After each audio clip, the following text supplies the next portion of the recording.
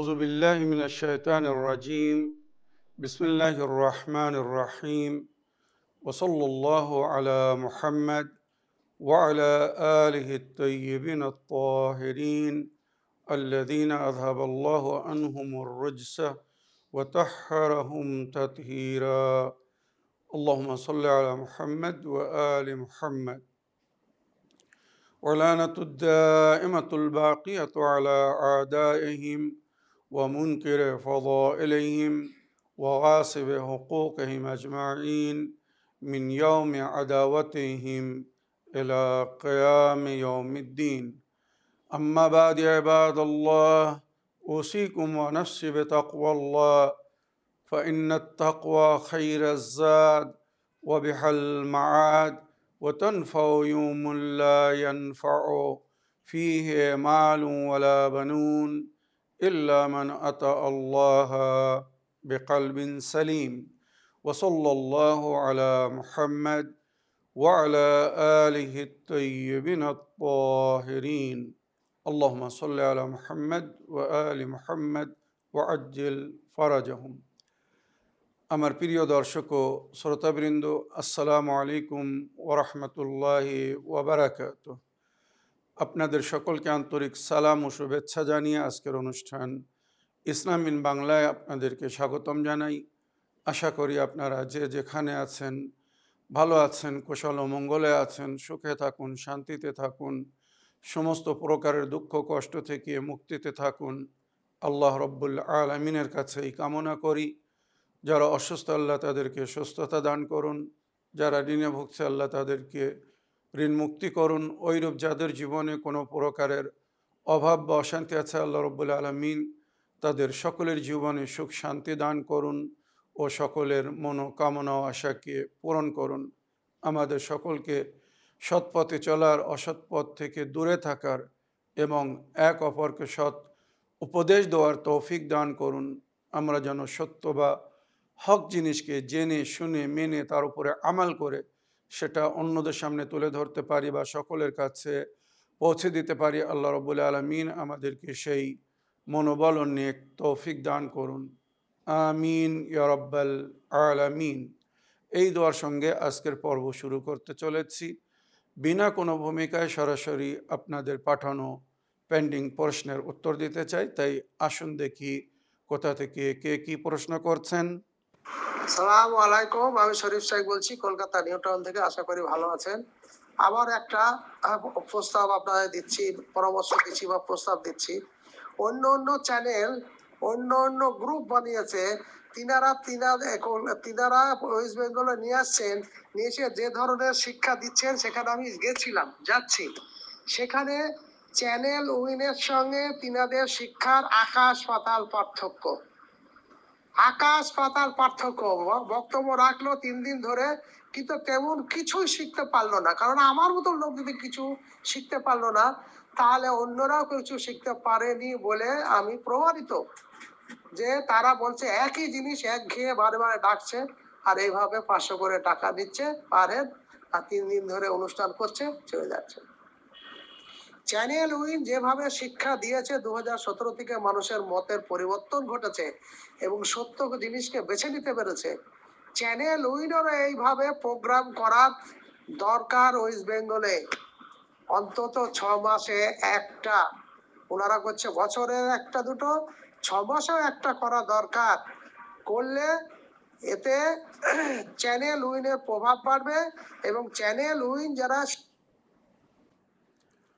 ওয়ালাইকুম আসসালাম ওয়া রাহমাতুল্লাহি ওয়া বারাকাতুহু। আমার প্রিয় শরীফ ভাই, আপনার ভয়েসমেলের জন্য আপনাকে ধন্যবাদ জানাই। আমার প্রিয় শরীফ ভাই, আপনি যাদের কথা বলছেন আমি জানি না এরা কারা বা আপনি কাদের বিষয়ে বলছেন। আমার মনে হয় যার সেই নিজের ক্ষমতা বা দক্ষতা অনুযায়ী দিনের খেদমত করার চেষ্টা করছে। আল্লাহ আমাদের সকলের খেদমতকে গ্রহণ করুন বা কবুল করুন। আমি কারোর বিষয়ে সমালোচনা করতে চাই না। আমরা যতটুকু আমাদের দ্বারাই সম্ভব হচ্ছে আমরা দিনের সেবা করছি, খেদমত করছি। সঠিক ইসলামিক সংবিধান এবং উসুলে দিন ও ফুরুয়ে দিন অর্থাৎ আমাদের আকিদা বিশ্বাস এবং আমাদের আমাল শরীয়ত অনুযায়ী কেমন হতে হবে আমি সেটা আমার দর্শকবৃন্দদের সামনে, আল্লাহর বান্দাদের সামনে, নবীর উম্মতের সামনে সেটা তুলে ধরার চেষ্টা করছি। সঠিক জিনিস বলার দায়িত্ব আমাদের। কে মানবে কে মানবে না, কে ফলো করবে কে ফলো করবে না, সেটা তার উপরে নির্ভর করে। নবী করিম সাল্লাল্লাহু আলাইহি সাল্লাম যেমন বিনা দ্বিধাবাধায় সকলের সেবা করেছিলেন, সকলের উপকার করেছিলেন, সকলের কাছে দিন পৌঁছে দেওয়ার চেষ্টা করেছিলেন, সকলকে সত্য বা হকের দিকে আমন্ত্রণ জানিয়েছিলেন, ওইরূপ আমরাও আপ্রান্ত চেষ্টা করছি আল্লাহর বান্দাদেরকে সঠিক পথ দেখানোর, সঠিক পথের পথিক করার জন্যে। কোরআন ও নবীর সুন্নাত অনুযায়ী আমরা তাদের হেদায়েতের চেষ্টা করছি, সঠিক পথ দেখানোর চেষ্টা করছি। নবী নিজের উম্মতের হেদায়েতের জন্য যে কোরআন ও আহলে বায়াতকে ছেড়ে গেছেন, সেই কোরআন ও আহলে বায়াতের শিক্ষা এবং তালিমাত অনুযায়ী সঠিক ইসলামিক সংবিধান, সঠিক ইসলামিক ইতিহাস এবং বিশ্বাস আমি আপনাদের সকলের সামনে তুলে ধরার চেষ্টা করছি। কোরআন বলছে, ইন আহসানতুম লে আনফুসিকুম, যদি তোমরা নেকি করো, ভালো করো, তো তোমরা নিজের ওপরে উপকার করেছ, আর যদি তোমরা অন্যায় করো, ভুল করো, পাপ করো, ভুল পথে চলো, তো তোমরা নিজের ক্ষতি করবে, আল্লাহ রসুলের কোনো ক্ষতি হবে না। তো আশা করি আমরা যেভাবে আমাদের দ্বারায় সম্ভব হচ্ছে আমরা নিজেদের ক্ষমতা বা দক্ষতা অনুযায়ী আল্লাহর বান্দাদের হেদায়েত করার চেষ্টা করছি, সঠিক জিনিস তাদের সামনে তুলে ধরার বা তাদের কাছে পৌঁছে দেওয়ার চেষ্টা করছি। এবারে অন্যরা কারা কিভাবে কি করছে এ নিয়ে আমি কোনো প্রকারের সমালোচনা করতে চাই না। আল্লাহ আমাদের সকলকে নেক তৌফিক দান করুন, আমরা যেন সঠিক জিনিসকে জেনে শুনে মেনে তার উপরে আমাল করে সেটা অন্যদের সামনে তুলে ধরতে পারি বা সকলের কাছে পৌঁছে দিতে পারি। কোরআন বলছে, তাআওয়ানু আলাল বিররি ওয়াত তাকওয়া ওয়ালা তাআওয়ানু আলাল ইসমি ওয়াল উদওয়ান, নেকিতে এক অপরের সহযোগিতা করো, আল্লাহর ভয় করে চলার পথে এক অপরের মদত করো, অন্যায় পাপে জুলুম ও অত্যাচারে কেউ কারোর সাথ দিও না। তো আশা করি এই নেক কাজে আপনারা আমাদের সাথ দিবেন, যাতে আমরা আরও সুন্দর থেকে সুন্দরভাবে আল্লাহর বান্দাদের হেদায়েত করতে পারি, সঠিক জিনিস তাদের কাছে পৌঁছে দিতে পারি। সিরাতুল মুস্তাকিমের দিকে আমন্ত্রণ জানাচ্ছি, আল্লাহ রসুলের পথের দিকে কোরআন এবং আহলে বায়াতের তালিমাত অনুযায়ী তাদের হেদায়েত করার চেষ্টা করছি। আল্লাহ আমাদের এই খেদমতকে গ্রহণ করুন বা কবুল করুন, আমিন ইয়া রাব্বাল আলামিন।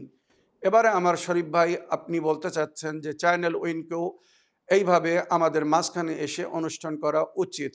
তো মনে রাখবেন, আমাদের কাছে সময়ের অভাব তো আছেই আছে, তাছাড়া অন্য কিছু সমস্যার কারণে আমরা সরাসরি সাধারণ পাবলিকের মাঝখানে গিয়ে অনুষ্ঠান করতে এখন বা আপাতত সক্ষম হচ্ছে না। এত সুন্দরভাবে আমাদের চ্যানেল বা অনুষ্ঠান প্রচার হচ্ছে, চলছে। আমরা সমাজে কখনো কোনো প্রকারের বিভ্রান্তি সৃষ্টি করার চেষ্টা করিনি বা আমাদের চ্যানেলের মাধ্যমে কোনো প্রকারের কন্ট্রোভার্সি সৃষ্টি করা হয় না। মনে রাখবেন, আমাদের স্লোগান হচ্ছে মেসেজ অফ হিউম্যানিটি, মানবতার সন্দেশ, পেগাম আমরা সবসময় দুনিয়াকে দিচ্ছি। বিনা কোনো ধর্মের নিন্দা করে আমরা নিজের সঠিক জিনিসটা দুনিয়ার সামনে তুলে ধরার চেষ্টা করছি। আমাদের কথা হচ্ছে, নবী নিজের দিনের তালিম দুনিয়ার কাছে পৌঁছেছিলেন, ওইরূপ আমরাও সঠিক জিনিস দুনিয়ার কাছে তুলে ধরছি, পৌঁছে দেওয়ার চেষ্টা করছি। যদি ভালো কথা মন্দ ভাষায় বলা হয়, মিষ্টি কথা দুষ্ট মুখ থেকে ভালো লাগে না, বুদ্ধিজীবীর জন্য ইশারা যথেষ্ট। কোরআন বলছে তাদের সঙ্গে কথা বলো ভদ্র ভাষায়, নম্র ভাষায়। যারা তোমাদের বিপক্ষে বা বিরুদ্ধে, বা যারা তোমাদের দিন থেকে দূরে আছে, সঠিক জিনিস থেকে দূরে আছে, জাদিলহুম বিআহসান, সুন্দরভাবে তাদের হেদায়েত করার চেষ্টা করো, তাদেরকে সঠিক পথের দিকে আমন্ত্রণ জানাও। তো ওই পদ্ধতিতে আমরা চলার চেষ্টা করছি, বিনা কারোর নিন্দা করে, বিনা কারোর কুচ্ছমন্দ গেয়ে, বিনা কারোর উপরে অ্যাটাক করে আমরা সঠিক জিনিসটা সেটা দুনিয়ার সামনে তুলে ধরার চেষ্টা করছি। যারা বুদ্ধিজীবী, যারা জ্ঞানী, যাদের মধ্যে মারেফাত আছে বা আল্লাহ যাদেরকে তৌফিক দিবে, তারা সঠিক জিনিসকে অ্যাকসেপ্ট করবে, গ্রহণ করবে, মেনে নিবে। আল্লাহ যদি তৌফিক না দেয় তো আমি আপনি হাজার চেষ্টা করলেও তারা হয়তো সঠিক জিনিসটাকে মানবে না, গ্রহণ করবে না। আল্লাহ যাদের মঙ্গল চায়, যাদেরকে স্বর্গবাসী করতে চায়, তাদের অন্তরকে বৃদ্ধি করে দেয়, সঠিক জিনিসকে জেনে শুনে মেনে তার উপরে আমাল করার তৌফিক দান করে। আর আল্লাহ যাকে নরকে ফেলতে চায় বা নরকবাসী রূপে দেখতে চায়, তাকে তার অবস্থায় ছেড়ে দেয়। যাদের মধ্যে এখনো কিছু বিবেক আছে, বুদ্ধি আছে, সঠিক জিনিসকে তালাশ করছে, খুঁজছে, পেলে তারা সেটাকে অ্যাকসেপ্ট করবে, গ্রহণ করবে, মেনে নেবে। এমন ব্যক্তিদের আমরা রাহ দেখানোর, সঠিক রাস্তা দেখানোর চেষ্টা করছি, সূত্র প্রমাণ সহ কথা বলছি, যাতে হকিকতকে তারা জেনে শুনে মেনে তার উপরে আমাল করে এবং তাদের পরিবার, আত্মীয় স্বজন, বন্ধু বান্ধব বা এলাকার লোক যদি এখনও ভুলের মধ্যে থাকে, অন্যায়ের মধ্যে থাকে, ভুল পথে চলে, তো আশা করি আমাদের থেকে সঠিক জিনিসকে জেনে শুনে মেনে নিজেরা তার উপরে আমাল করে তারপরে সেটা অন্যদের সামনে তারাও তুলে ধরার চেষ্টা করবে, তারাও অন্যদেরকে বলবে। কেননা একজন মানুষে যদি আমাদের মাধ্যমে হেদায়েত পায়, যেটা ইমামে জাফর সাদিক আলাইহিস সালাম বলেছেন, একজন মানুষও যদি তোমার মাধ্যমে হেদায়েত পায় আর সঠিক পথের পথিক হয়ে চলা শুরু করে, তার সারা জীবনের নেকিতে তুমি শরিক থাকবে, তুমি তাকে একটি নতুন জীবন দান দিয়েছো। আর যদি তুমি কাউকে গোমরা করো, পথভ্রষ্ট করো, তো সে তো ভুলের ওপরে চলার কারণে জাহান্নামে যাবে। তাছাড়া তুমি তাকে এই দুনিয়ায় হত্যা করেছো, কাতল করে দিয়েছো। আর সে যদি তোমার কারণে নরকে যায়, তো শুধু সে নরকে যাবে না, তোমার কারণে সে নরকে যাচ্ছে বলে তুমিও তার পাপে শরিক, সুতরাং তুমিও হয়তো নরকবাসী হবে। আমার প্রিয় শরীফ ভাই, আপনার ভয়েস মেলের জন্য আপনাকে ধন্যবাদ জানাই। আমরা সব সময় অনুরোধ করছি, আপনারা চ্যানেল উইনকে মানবিক এবং আর্থিক সহযোগিতা করুন, যাহাতে আমরা এই দিনের খেদমতকে আরও উত্তম রূপে, আরও সুন্দর রূপে দুনিয়ার কাছে পৌঁছে দিতে পারি এবং বিশ্ববাসীরা, দুনিয়ার লোক, বিশেষ করে নবীর উম্মত যেন আমাদের এই অনুষ্ঠানের মাধ্যমে হেদায়েত পেয়ে সঠিক পথের পথিক হতে পারে, সিরাতুল মুস্তাকিমের ওপরে চলতে পারে।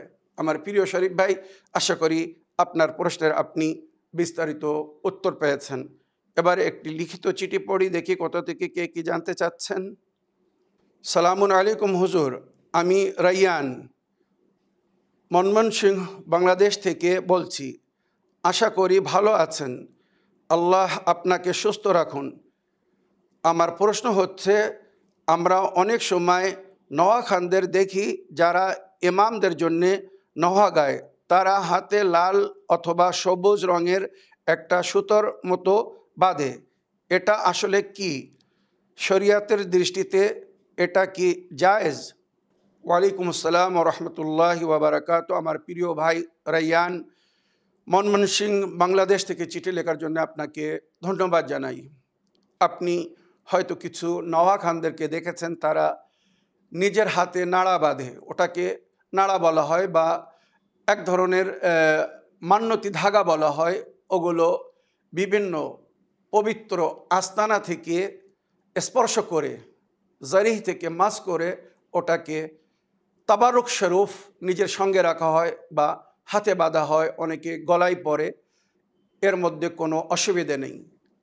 হয়তো কিছু মুসলমানদের দৃষ্টিতে বা তাদের বিবেক বুদ্ধি হিসেবে এটাকে তারা শিরক বলে।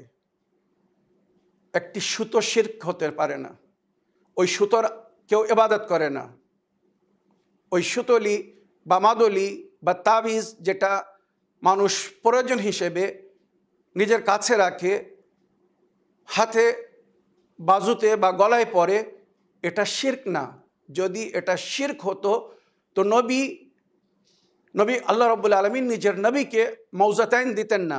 এই যে কোরআনের শেষ দুটি সূরা, কুল আউযু বিরাব্বিল ফালাক, কুল আউযু বিরাব্বিন নাস, যারা জ্ঞানী গুণী শিক্ষিত ব্যক্তি তাদের কাছে জিজ্ঞাসা করুন মৌজাতাইন কাকে বলা হয়। মৌজাতাইন তাবিজকে বলা হয় মৌজা। আরবি যারা জানে তাদের জিজ্ঞেস করে দেখুন এই দুটি সূরা নবী করিম সাল্লাল্লাহু আলাইহি ওয়াসাল্লামকে তাবিজের রূপে দেওয়া হয়েছিল।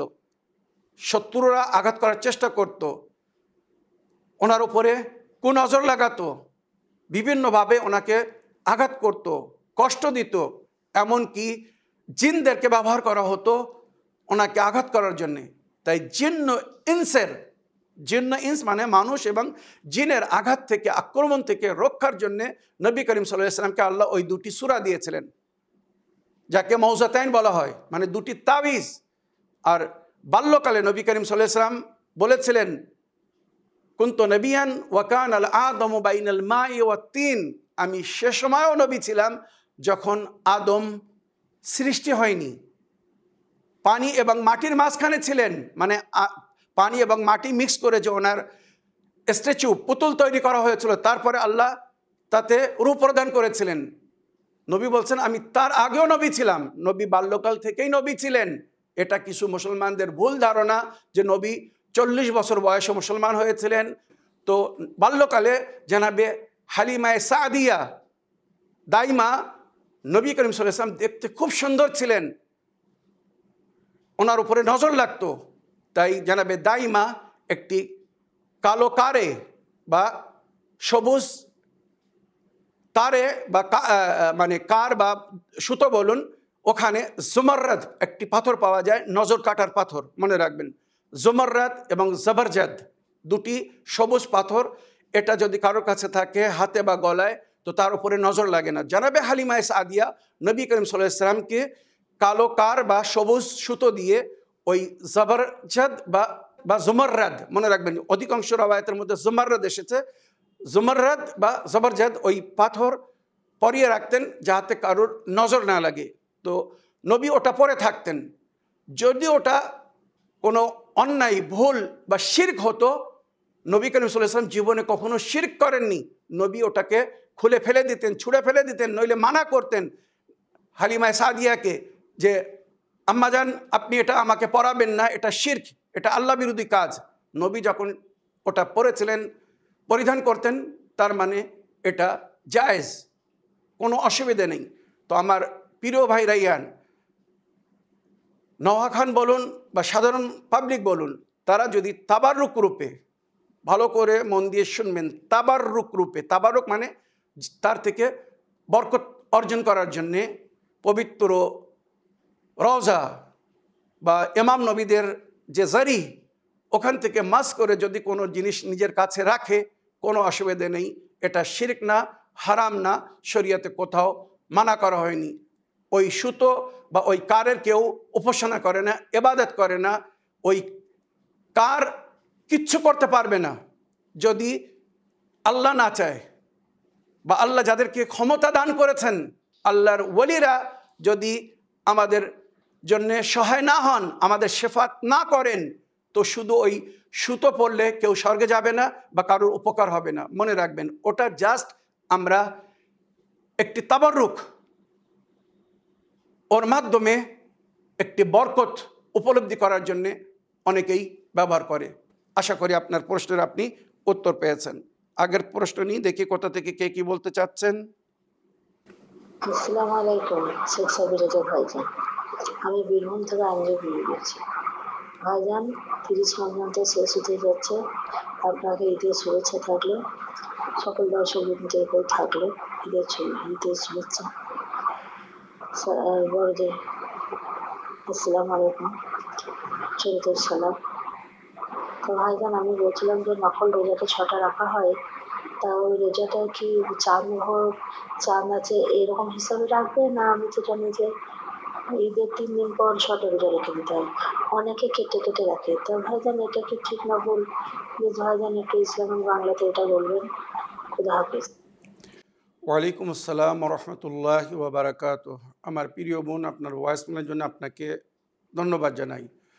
রমজান মাসের পরে যে 6টি নফল রোজা রাখতে হয়, আপনি ওই বিষয়ে জানতে চেয়েছেন যে ওটা কখন রাখতে হবে। তো যেমন আপনি বলেছেন ঈদের 3 দিন, ফার্স্ট শাওয়াল, সেকেন্ড শাওয়াল, থার্ড শাওয়াল, প্রথম, দ্বিতীয় এবং তৃতীয় শাওয়াল, এই 3 দিন পার হওয়ার পরে এই 3 দিনকে ঈদের দিন বলা হয়, ঈদ উদযাপন হয়। ঈদের দিন, বাসি ঈদের দিন, তেবাসি ঈদের দিন বলা হয়, মনে রাখবেন, এটা আমাদের সমাজে প্রচলিত। চতুর্থ শাওয়াল থেকে 9 শাওয়াল পর্যন্ত এই 6টি রোজা আমাদেরকে রমজান মাসের 30টি রোজা রাখার পরে নফল রোজা স্বরূপ রাখতে বলা হয়েছে, মনে রাখবেন। এবারে রমজান মাস 29-এ পুরো হয়েছে, তো সুতরাং অন্য কোনো একটি দিনে আপনারা আরও একটি রোজা রাখতে পারেন, মনে রাখবেন।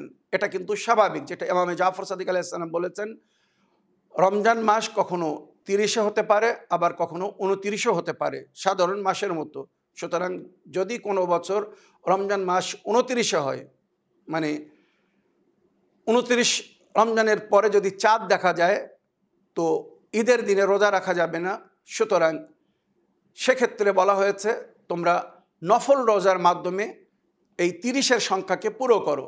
তো মনে রাখবেন, এবারে যেমন 29টি রোজা হয়েছে, তো রমজান মাসের যে 6টি নফল রোজা 4 শাওয়াল থেকে 9 শাওয়াল পর্যন্ত, তারপরে যে কোনো একদিন, বছরের আরও অনেক সুন্দর এবং শুভ দিন আছে যে দিনগুলোতে আমাদেরকে রোজা রাখতে বলা হয়েছে। প্রতি মাসের আইয়ামুল বাইজ, মানে 13, 14 এবং 15, আরবি মাসের, ইংলিশ মাস না কিন্তু, আরবি মাস বা ইসলামিক মাসের প্রতি চাঁদের 13, 14, 15 তারিখে রোজা রাখতে বলা হয়েছে। বা প্রতি বৃহস্পতিবার, শুক্রবারে যদি কেউ রোজা রাখে অতি উত্তম, যদি সেদিন ঈদের দিন না হয় বা যে দিনে রোজা রাখতে মানা করা হয়েছে সেই সমস্ত দিন যদি না হয়, তাহলে রোজা রাখা অতি উত্তম হবে। তো আমার প্রিয় বোন, অন্য কোনো একদিনে রোজা রেখে ওই সংখ্যাটা পুরো করা যাবে। যারা মনে করছে যে রমজান মাসের নফল রোজা 4 শাওয়াল থেকে 9 শাওয়ালের জায়গায় যদি আমরা অন্য দিনে রাখি তো হবে কি না, অন্য দিনে নফল রোজা রাখা যাবে, কিন্তু যেমন সকালের নফল নামাজ সকালের আগে পড়তে বলা হয়েছে, জোহর ও আসরের নফল নামাজ জোহর আসরের পরে পড়তে বলা হয়েছে, মাগরিবের নফল নামাজ মাগরিবের পরে, এশার নফল নামাজ এশার পরে পড়তে বলা হয়েছে। তো যখন যে ইবাদতটা করতে বলা হয়েছে সেই সময় ইবাদত করলে তার উত্তম আজর ও সওয়াব পাওয়া যাবে।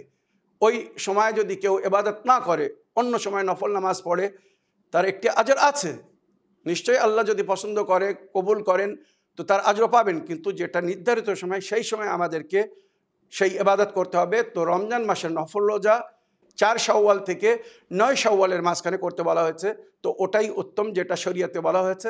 আশা করি আপনার প্রশ্নের আপনি উত্তর পেয়েছেন। আগের প্রশ্ন নিয়ে দেখি কোথা থেকে কে কি বলতে চাচ্ছেন। সালামুন আলাইকুম, জনাব মৌলানা সাব্বির রেজা সাহেব, আমি নদিয়া জেলা থেকে সুরাজ শেখ বলছি। মৌলানা সাহেব, আমার প্রশ্ন হলো, সূরা ইয়াসিনের মধ্যে যে আসহাবে কারিয়ার ঘটনা উল্লেখ হয়েছে, ওই ঘটনাটি আপনি একটু বিস্তারিতভাবে আলোচনা করবেন। ওয়ালাইকুম আসসালাম রহমতুল্লাহি ওয়া বারাকাতুহু। আমার প্রিয় ভাই সুরাজ শেখ সাহেব, আপনার চিঠি লেখার জন্য আপনাকে ধন্যবাদ জানাই। এর আগেও মনে হয় আপনি এই সেম প্রশ্ন পাঠিয়েছিলেন, আর আমি সময় হিসাবে যতটুকু সম্ভব হয়েছিল তার উত্তরও দিয়েছিলাম। জানি না আপনি সেটা শুনেছেন, দেখেছেন কিনা আমি বলতে পারছি না, তবুও আপনার অনুরোধে পুনরায় আরও একবার আমি ওই আয়াত, সূরা ইয়াসিনের যে আয়াতের মধ্যে আসহাবে কারিয়ার জিকির হয়েছে, আমি আগে আয়াতগুলো পড়ি, তারপরে এর ব্যাকগ্রাউন্ড বা এর পিছনের ঘটনা যতটুকু সম্ভব হবে আপনাদেরকে শোনাবো। সূরা ইয়াসিন আয়াত নম্বর 13, 14 এবং 15 ও 16, 17 পর্যন্ত আমি পড়ছি। বিসমিল্লাহির রহমানির রহিম। ওয়াদরিব লাহুম মাসালান আসহাবাল কারিয়া ইজ জাআল মুরসালুন। নবীকে বলা হচ্ছে, আপনি উদাহরণ দিয়ে আপনার উম্মতকে বলুন বা বোঝান। কাদের উদাহরণ দিয়ে? আসহাবুল কারিয়া, এক গ্রামবাসীদের উদাহরণ দিয়ে। ইজ জাআল মুরসালুন, যাদের কাছে আল্লাহর তরফ থেকে হাদিয়ে এসেছিলেন, তাদের হেদায়েত করতে চেয়েছিলেন, কিন্তু দুঃখের বিষয় তারা হেদায়েতকে গ্রহণ করেনি। সুতরাং তার যে পরিণাম হয়েছিল, আপনি আপনার উম্মতকে বলুন যে তোমরাও যদি আমার হেদায়েতকে গ্রহণ না করো, আমি যেটা বলছি আমার প্রতিপালকের তরফ থেকে, আল্লাহর তরফ থেকে, যদি তোমরা এটা না মানো, তো যে অবস্থা আসহাবুল কারিয়ার হয়েছিল, হয়তো ওই অবস্থা বা ওই পরিণাম তোমাদেরও হতে পারে। ইস আরসালনা ইলাইহিম ইসনাইন, আল্লাহ বলছেন আমি তাদের কাছে দুজনকে পাঠিয়েছিলাম। ফাকাযযাবুহুমা, তারা ওই দুজনকে অস্বীকার করলো, অমান্য করলো। ফাআযাযনা বিসালিসিন, একজন চতুর্থ ব্যক্তির মাধ্যমে আমি তাদের সহযোগিতা করলাম, মদত করলাম, যে এদের কথা আশা করি আল্লাহর বান্দা বা নবীর উম্মত, ওই নবীর উম্মত মানবেন। এটা কিন্তু জনাবে ঈসা নবীর যুগের ঘটনা বলছি। ফাকালু ইন্না ইলাইকুম মুরসালুন, ওনারা বললেন আমরা আল্লাহর তরফ থেকে তোমাদের কাছে এসেছি, আমাদেরকে পাঠানো হয়েছে তোমাদের হেদায়েতের জন্যে। কালু মা আনতুম ইল্লা বাশারুম মিসলুনা, তোমরা তো আমাদের মতো সাধারণ মানুষ, তাছাড়া কিছু না, তোমরা নবী বা মুরসাল কি করে? ওয়ামা আনজালা রহমানু মিন শাইইন ইন আনতুম ইল্লা তাকযিবুন, আল্লাহ তোমাদেরকে পাঠাননি বা তোমাদের উপরে কোনো কিছু অবতীর্ণ হয়নি, তোমরা মিথ্যা কথা বলছো, তোমরা মিথ্যাবাদী। এইভাবে তারা মিথ্যা প্রমাণ করেছিল ওই 3 মুরসালিনকে। কালু রব্বনা ইয়ালামু ইন্না ইলাইকুম লা মুরসালুন, তখন ওনারা 3 জন বললেন আমাদের প্রতিপালক জানেন যে আমরা তোমাদের কাছে এসেছি বা তোমাদের কাছে আমাদেরকে পাঠানো হয়েছে মুরসাল রূপে, মানে আল্লাহর তরফ থেকে আমরা রিসালাত নিয়ে এসেছি, সঠিক সংবিধান বা আল্লাহর পায়গাম তোমাদের কাছে পৌঁছে দিতে এসেছি। ওয়ামা আলাইনা ইল্লাল বালাগুল মুবিন, আমাদের কোনো দায়িত্ব নেই, শুধু সঠিক জিনিস প্রকাশ্য রূপে তোমাদের কাছে পৌঁছে দেওয়ার দায়িত্ব আমাদের। এবারে তোমরা মানবে কি না মানবে সেটা তোমাদের ব্যাপার, যদি তোমরা মেনে নাও তোমাদের মঙ্গল, যদি না মানো তো তোমরাই ক্ষতিগ্রস্ত হবে। আর এটাই হয়েছিল। সুতরাং ইতিহাস লিখছে ওই যে গ্রাম, ওই যে কারিয়া জায়গা বলা হয়েছে ইতিহাসে, ওই জায়গাটির নাম আন্তাকিয়া বলা হয়েছে, যেটা বর্তমানে তুরস্কের একটি অংশ। মনে রাখবেন তাদের উপরে আল্লাহর আযাব ও গজব হয়েছিল, ভয়ঙ্কর শব্দের মাধ্যমে তারা লাশে পরিবর্তন হয়ে গিয়েছিল। সুতরাং ওই আয়াতের তাফসিরে যেটা লেখা হয়েছে আহসানুল কালাম, আমার আহলে সুন্নাত ভাইদের বই থেকে কিন্তু আমি সূত্র দিয়ে বলছি, আমাদের অনেক বইয়ের মধ্যে উল্লেখ হয়েছে, অনেক তাফসিরের মধ্যে উল্লেখ হয়েছে, কিন্তু যেটা আমি আপনাদেরকে পড়ে শোনাচ্ছি এটা আহসানুল কালাম থেকে। আসহাবুল কারিয়ার সম্পর্কে লেখা হয়েছে যে তাদের কাছে আল্লাহর তরফ থেকে হেদায়েত করার জন্যে প্রথম 2 জন আসে, পরে আরও একজনের মাধ্যমে তাদেরকে শক্তি প্রদান করা হয়, যাতে আল্লাহর পয়গাম ওই এলাকাবাসী গ্রামবাসীদের কাছে ওনারা পৌঁছে দেন। কিন্তু দুঃখের বিষয় তারা ওই গ্রামবাসীরা তাদের কথাকে গ্রহণ করেনি, মানেনি, বরং তাদেরকে মিথ্যাবাদী প্রমাণ করার চেষ্টা করেছিল। আর ওই 3 জনের নাম যেটা ইতিহাসে লেখা হয়েছে, প্রথম যে 2 জন গিয়েছিলেন, একজনের নাম ছিল সাদিক আর অন্য আরেকজনের নাম ছিল সদুক। সাদিক ও সদুক এনারা 2 জন প্রথম গিয়েছিলেন। তারপরে 3য় ব্যক্তি যার মাধ্যমে ওনাদের 2 জনকে মজবুত করা হয়েছিল, উনি ছিলেন শলুম। এই 3 জনা ঈসা নবী আলাইহিস সালামের যুগে রওয়ায়াত হিসেবে আল্লাহর হুকুমে ঈসা নবী ওনাদেরকে পাঠিয়েছিলেন, আর নইলে সরাসরি ইলহামের মাধ্যমে আল্লাহ রাব্বুল আলামিন ওনাদেরকে ওই গ্রামে, ওই কারিয়া বা ওই শহর বলুন এখন, আন্তাকিয়ায় পাঠিয়েছিলেন। কম মানে ওখানে যারা বসবাস করছিল তারা কুফর ও শিরকের মধ্যে ডুবেছিল, আল্লাহ বিরোধী ছিল বা আল্লাহ ছাড়া অন্যর উপাসনা বা ইবাদত করত। এনারা গিয়েছিলেন তাদেরকে বোঝানোর জন্যে, তোমরা শিরক করো না, ইন্না শিরকা লাযুলমুন আযীম, আল্লাহর সঙ্গে কাউকে শরিক করা এটা কিন্তু মহাপাপ। আল্লাহ সমস্ত গুনাহকে ক্ষমা করবে, কিন্তু তার সঙ্গে যদি কাউকে শরিক করে আল্লাহর উপাসনা ছেড়ে তাদের উপাসনা করা হয়, আল্লাহ কিন্তু তাকে ক্ষমা করবে না। সুতরাং তারা কথা মানেনি। ইতিহাসে লেখা হয়েছে বা তাফসিরের মধ্যে যেটা লেখা হয়েছে, ওই গ্রামে একজন মুআহিদ ছিলেন, আল্লাহওয়ালা ছিলেন, নেক বান্দা ছিলেন, মুমিন ছিলেন, যার নাম ইতিহাসে উল্লেখ হয়েছে হাবিব নাজ্জার। তার পেশা ছিল, উনি বাড়াই ছিলেন, কাঠের কাজ করতেন। উনি মুমিন ছিলেন, আল্লাহকে মানতেন এবং আল্লাহর ছাড়া অন্য কারো উপাসনা করতেন না। উনি নিজের গ্রামবাসীকে, আন্তেকিয়াবাসীদেরকে বললেন, এই যে নবীরা এসেছে বা মুরসালিনরা এসেছে বা আল্লাহর তরফ থেকে যাদেরকে তোমাদের হেদায়েতের জন্য পাঠানো হয়েছে, তোমরা এদের কথা মানো। এরা তোমাদের কাছে কোনো মেহনতানা, কোনো উপহার বা কোনো মজদুরেরও দাবি করছে না, শুধু আল্লাহর তরফ থেকে যে হেদায়েত দিতে এসেছেন তোমাদের কাছে, সেই হেদায়েতকে গ্রহণ করে তার উপরে আমল করার জন্য দাবি করছেন। তোমরা যদি তাদের কথা মেনে নাও, তোমাদের কোনো ক্ষতি নেই, আর তোমাদেরকে কোনো প্রকারের আর্থিক সহযোগিতা করার জন্য বলা হচ্ছে না। তোমরা যদি ওদের কথা মেনে নাও, তোমাদের মানবতায় বৃদ্ধি হবে এবং আশা করি তোমরা যখন সঠিক জিনিসকে জেনে শুনে মেনে তার উপরে আমল করবে, তো তোমাদের প্রতিপালক আল্লাহ রব্বুল আলামিন তোমাদের উপরে খুশি হয়ে, সন্তুষ্ট হয়ে তার কৃপার দৃষ্টি বা তার রহমতের বর্ষণ করবে। কিন্তু আন্তাকিয়াবাসীরা, ওই কারিয়া, ওই গ্রামের লোকেরা হাবিব নাজ্জারের কথাও মানল না। আর শেষে কি করলো, হাবিব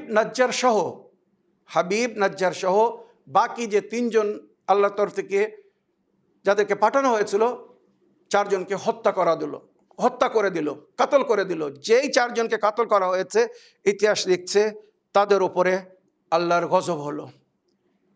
ভয়ঙ্কর একটি বজ্রপাত হলো, এমন আওয়াজ হলো তাদের কান ফেটে রক্ত ঝরছিল, নাক দিয়ে মুখ দিয়ে রক্ত বাইর হচ্ছিল। মানে এটা কিন্তু কোনো একজনের সঙ্গে হয়নি, পুরো আন্তাকিয়ার লোকের সঙ্গে এটা ঘটেছিল। মানে ভয়ঙ্কর আওয়াজের সঙ্গে মনে করুন তাদের ব্রেন শট হয়ে গিয়েছিল, যেমন ইলেকট্রিক শট দিলে হয় ওই রকম অবস্থা হয়েছিল তাদের, আর সব মারা গিয়েছিল। এই ঘটনার মাধ্যমে নবী করিম সাল্লাল্লাহু আলাইহি ওয়াসাল্লাম নিজের উম্মতকে সতর্ক করেছিলেন যে তোমরা সঠিক জিনিসকে গ্রহণ করো, মেনে নাও।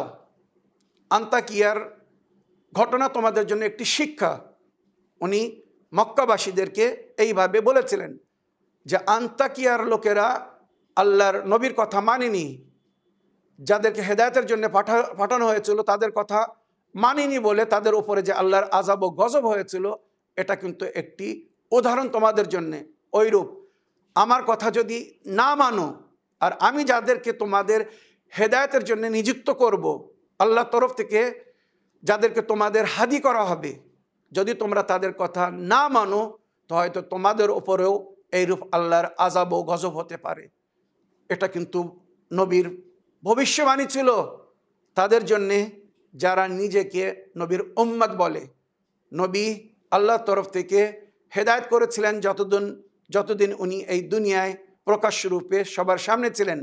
তারপরে যখন কোরআনের আয়াত আসলো, ইন্নামা আনতা মুনদিরুন ওয়া লিকুল্লি কওমিন হাদ, আমার নবী, আমি আপনাকে আপনার উম্মতকে সতর্ক করার জন্য পাঠিয়েছি, আর প্রতি কওমের জন্য আমি হাদি রেখেছি, হেদায়েতকারী রেখেছি। প্রতি কওমের হেদায়েত হবে কিয়ামত পর্যন্ত, যতক্ষণ সবাই মারা না যাচ্ছে, সকলের হেদায়েতের জন্যে আমি ব্যবস্থা করব। আল্লাহর ইনসাফ বা ন্যায় বিচার দেখুন। যখন প্রথম ব্যক্তি এই দুনিয়ায় এসেছিলেন, তো সাধারণ রূপে আসেননি। যদি সাধারণ রূপে এসে দুনিয়া থেকে চলে যেত, সে হয়তো আল্লাহর সামনে বলতে পারতো যে আল্লাহ, আমার কেউ হেদায়েত করার হয়নি, হেদায়েত করেনি যে আমি সঠিক পথের প্রতীক হয়ে চলতাম, আপনার উপাসনা করতাম, আপনার ইবাদত করতাম। তাই প্রথম বান্দা জমিনের উপরে যিনি এসেছিলেন, হযরত আদম, উনি নবী হয়ে এসেছিলেন, হেদায়েত করার জন্য এসেছিলেন, হেদায়েত নেওয়ার জন্য আসেননি। এটা কিন্তু আদম সন্তানের জন্য একটা বড় শিক্ষা। তো আমরা নবীর সন্তান, যদি আমরা নবীর কথা না মানি, আল্লাহর তরফ থেকে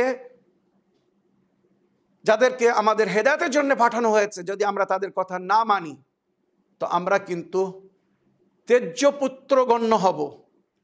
সন্তান যদি পিতার কথা না শোনে, সে সন্তান কিন্তু বৈধ সন্তান বা সুসন্তান বলা হয় না, ত্যায্য গণ্য হবে।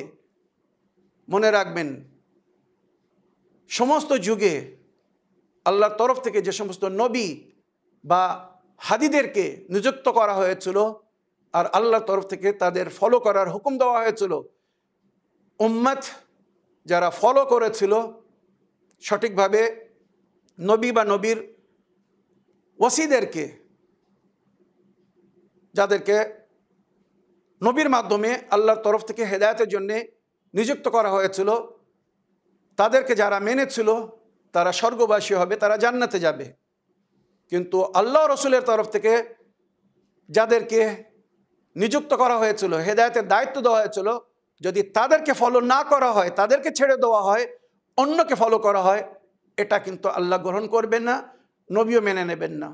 তো নবী এই ঘটনাকে সামনে রেখে নিজের উম্মতকে বলেছিলেন যে এটা তোমাদের জন্য একটি শিক্ষা।